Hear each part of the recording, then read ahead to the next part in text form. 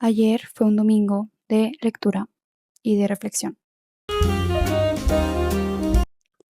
Mi libertad dominical me permitió leer por primera vez a una autora que me causaba mucha curiosidad. Aquí está, Annie Ernaux, no sé cómo se pronuncie, y decidí iniciar con el libro Pura Pasión. Me compré dos, me compré este de Pura Pasión y me compré otro que es el de la vergüenza, que no puedo esperar para leerlo. Y esta lectura me hizo pensar en la pregunta: ¿qué significará vivir de una forma más pasional?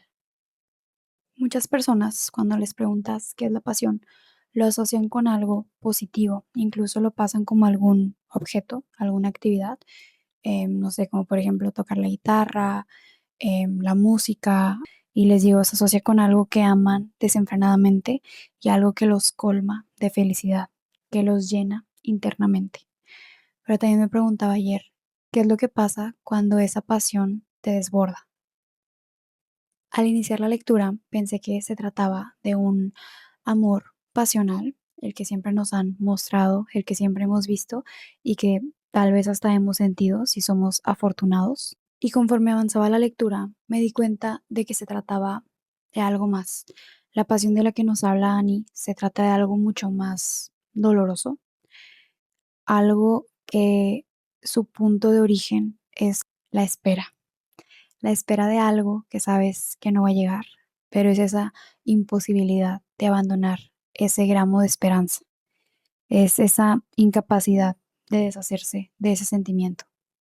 Y es aquí cuando este amor pasional deja de ser algo ligero, deja de ser algo divertido y deja de ser como lo que se puede pensar, como un amor, no sé, adolescente, un amor intenso. Y es aquí donde inicia el sufrimiento, donde inicia la obsesión y donde esa pasión te consume. Incluso Annie lo narra de esta forma, de que no podía disfrutar del momento presente, no podía gozar de su pasión porque sabía que en el futuro iba a ser una pérdida, iba a ser un dolor. Incluso ella dice que no existía o no se medía conforme al tiempo, no había temporalidad. Ella solo presenciaba la presencia, vaya la redundancia, o la ausencia de A. A es el sujeto, la persona a la cual iba dirigida su pasión. Y en una parte menciona cómo todas estas acciones que ella va teniendo en el libro, ella también en algún momento llegó a tacharlas, a lo mejor en otras personas, como acciones insensatas, como yo nunca haría eso, hasta que estás en esa posición y te ves envuelta en esa pasión. No me refiero nada más en alguna relación, pero ella es como muy, está en esa contradicción. Es una mujer mayor, es una mujer divorciada, tiene hijos, es una mujer que tiene una carrera, incluso da a entender que es una mujer de cultura, una mujer letrada, y ella no entiende esa contradicción y sabe que el mundo no lo va a entender, de cómo está viviendo por una pasión, cómo está poniendo, podríamos decirlo, su vida en manos de esa pasión. Y hay una partecita del libro, una cita, partecita, que creo que puede resumir este sentimiento.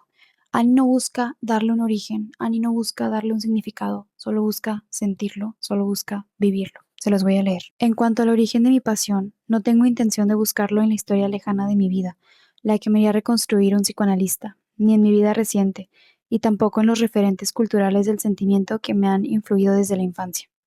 Lo que el viento se llevó, Fedra o las canciones de Edith Piaf son tan determinantes como el complejo de Edipo. No quiero explicar mi pasión, lo que equivaldría a considerarla un error o un desvarío por los que hay que justificarse, sino sencillamente exponerla. Annie Ernaux no está buscando una validación, no está buscando una historia que sea coherente, no está buscando la coherencia, no le importa la coherencia, quiere exponer su historia, exponer su vida, exponer esa pasión que vivenció. Y volviendo al punto que casi siempre toco en los videos, se piensa que todos los sentimientos deben de llevarnos hacia algún fin. Si no es hacia un crecimiento personal, debe de ser hacia un punto de introspección y una profundidad a la que nunca hemos llegado, aunque de cierta forma esa búsqueda también nos lleva a perdernos. Y un pequeño spoiler: al final del libro, Annie, después de toda esta serie de sufrimiento, toda esta serie de espera, se da cuenta de que esa misma pasión que la puede llevar a la perdición, a la obsesión, a consumirse, también nos termina uniendo a la vida, uniendo a los demás, al mundo.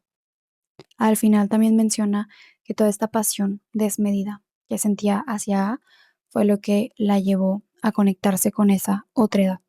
Tal vez no es lo esperado, pero no estamos hablando de si es correcto o incorrecto, pero me parece tan poético que lo haya visto de esta forma, que tu pasión, que puede ser desmedida, puede ser desproporcional, termina uniéndote hacia algo, termina enlazándote con la vida. Y creo que es un punto al que todos podemos llegar, de sentir como cierta desconexión hacia el mundo que nos rodea, de sentir incluso indiferencia hacia el mundo y de llegar a sentir o a necesitar que a alguien más que nos conecte y que nos haga reconectar con la vida y con todo el mundo, con la sociedad. No sé cómo explicarlo, pero así lo siento. Es alguien que nos puede atar de nuevo a la vida. Un sentimiento, una pasión, una persona, alguna actividad, no sé.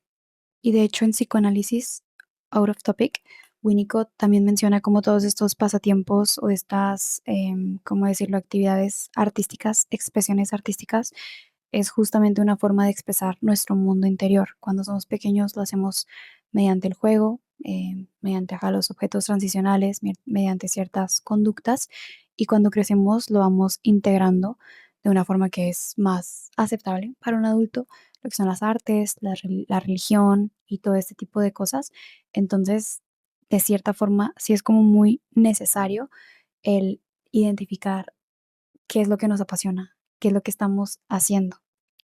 Aquí en este caso, a Annie fue la pasión dirigida hacia una persona, pero ella también lo va hablando y lo va guiando hacia cómo toda esta pasión la llevó a la escritura y también hay otra parte en donde otra partecita en donde lo menciona.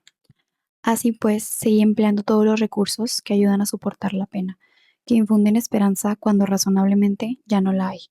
Hacer solitarios, echar 10 francos en el vacín de un pordiosero en Uber formulando un deseo, que telefonee que vuelva, etcétera. Quién sabe, tal vez, en el fondo, la escritura forme parte de ese tipo de recursos. Incluso aquí hay otra parte que llamó la atención, en donde ella tratando de recordar o de no perder esa pasión hacia cuando se marchó, trató de reconectar con la lectura y dice, me parecía que la espera y los sueños de entonces se hallaban depositados en ellos y que iba a recuperar mi pasión tal como la había vivido. Entonces, ella trata de reconectar con la escritura, con la lectura y con el sentimiento cuando estaba viviendo su pasión.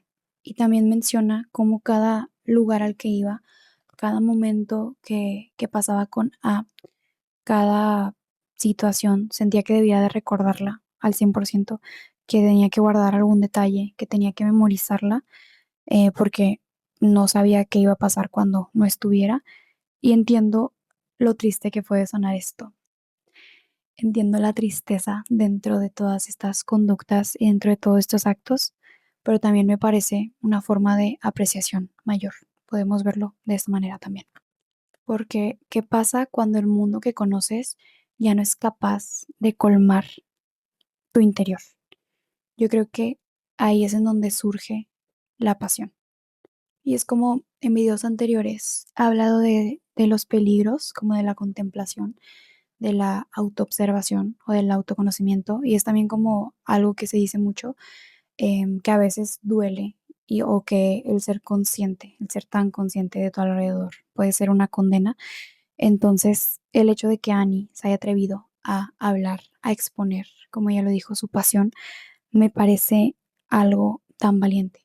Ella incluso menciona en una parte del libro que ahorita se las voy a leer, el cómo muchas de estas historias quedan olvidadas o nunca salen a la luz por miedo a esa exposición, porque implica vulnerabilidad y porque creo que causa mucho asombro y es como todavía un shock, incluso me atrevería a decir tabú, el hecho de que una mujer o de que cualquier persona hable de esos sentimientos de una forma tan vívida.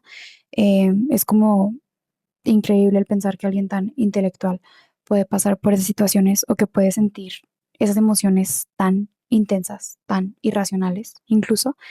Y Annie también decía que se cuestionaba esto, de que cuando ya ponga mis letras fuera de estos como garabatos y pasen a letra legible, ya voy a perder como que toda mi, ¿cómo decirlo? Pues mi comodidad, o sea, ya van a estar, ya voy a estar expuesta. Hay un parrafito en donde está diciendo que la pregunta a la que los autores de ese tipo de obras suelen temer es y eso se trata de una autobiografía.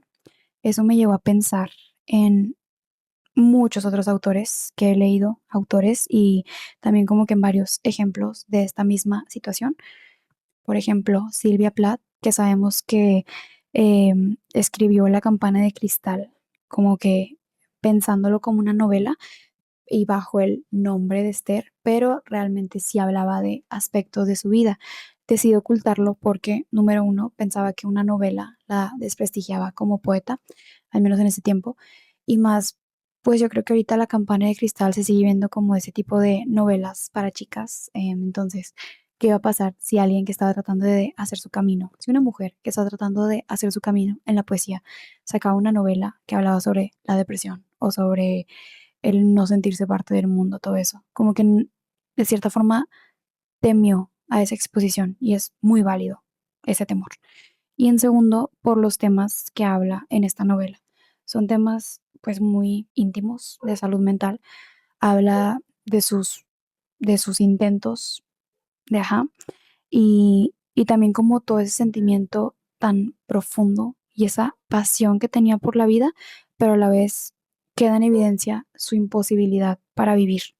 Entonces, es como lo que les decía también creo que en el mismo video de la contemplación, de que es como si todas estas emociones que no fueran positivas, que no fueran agradables, que no fueran aesthetics, tuvieran que ignorarse y que tendrían que quedar en el olvido. No sé cómo decirlo, pero es como que se tuvieran que guardar esas apariencias. Y un ejemplo más de una mujer de la cultura pop, Taylor Swift. Cuando sacó sus álbumes Folklore, Evermore y Midnights, que fue como que una de sus últimas trilogías, ella bueno, dijo que todo este mundo musical era de una historia inventada, del triángulo de Betty, Augustine y James y todo eso. Y ya después de que sí fue aceptado por la crítica, de que fue un éxito Folklore y fue como que su peak como escritora, ya pudo como ir revelando poco a poco de que, bueno, sí fue una historia inventada, pero pues también tiene que ver con lo que estaba pasando en mi vida en ese momento. A lo mejor no lo confirmó, pero se fue como que revelando que era como que eventos reales y eventos falsos mixeados en las canciones. Pero también siento que tuvo que esperar como que a revelar eso, porque como se ve a Taylor Swift como una mujer intensa, como una mujer que solo habla de su ex y todo eso, entonces no está como bien visto que ella, teniéndolo todo, bueno, lo tiene todo materialmente o económicamente, tenga como ese tipo de sentimientos, de arrebatos, de ese vacío que a lo mejor llega a expresar en esos álbumes. Entonces, de cierta forma también le costó como ponerse en evidencia o mostrarse tan vulnerable. Incluso, pues alguien con la carrera musical de Taylor Swift sintió ese miedo. Y también me lleva a pensar en Lana del Rey cuando fue criticada por sus letras del álbum Ultraviolence o cuando escribía como sobre ese tipo de situaciones. Ella, bueno, fue muy juzgada porque decían que romantizaba la violencia, pues, tanto física como en la pareja. Y ella pues salió a decir de que no estoy romantizando nada, no estoy diciendo que esté bien o que esté mal, simplemente son mis vivencias. Así lo sentí yo, es lo que yo sentía en ese momento. Me parece muy válido y también es otra cosa que le pasó a Amy Winehouse. Entonces, es como, porque tiene que ser correcto para que sea válido. Y no sé, me pongo a pensar justo en lo que dijo Annie, de cuántas obras habrán quedado estancadas por no poder como disfrazarse tan bien. Creo que todo esto evita que salgan a la luz tantas historias que pueden ayudar a alguien más que sí esté enfrentando alguna situación pues de este tipo. que puede validar la experiencia humana y también evitan que el arte se convierta en una expresión pura del ser. No creo que el arte, bueno, yo personalmente, no creo que el arte deba de hacerse digerible. No creo que en el arte entren la moralidad, el bien o el mal, lo correcto o lo incorrecto. Es como lo que siempre dicen, que el arte es subjetivo. Entonces, de cierta forma, al ponernos estos filtros, se impide que podamos expresar esa humanidad al 100%. Y la última cita, la voy a leer. Me pregunto si no escribo para saber si los demás no han hecho o experimentado cosas idénticas, o al contrario, para que les parezca normal experimentarlas, o incluso para que las vivan a su vez, olvidando que un día las leyeron en alguna parte. Entonces, Annie comprende que a través de la escritura, a través de la lectura, a través del arte, es el medio en el que podemos conectar con los demás, podemos entendernos, podemos identificarnos y podemos crear, podemos sentir. Les dejo esa pregunta. ¿Qué será para ustedes vivir una vida más pasional? Y siento que Annie en esta obra logró exponer su pasión, logró expresarla de la forma que era, como algo inexplicable, algo insensato, algo irracional, y sobre todo desenfrenado, pero para ella tenía todo el sentido y tenía toda la pasión del mundo.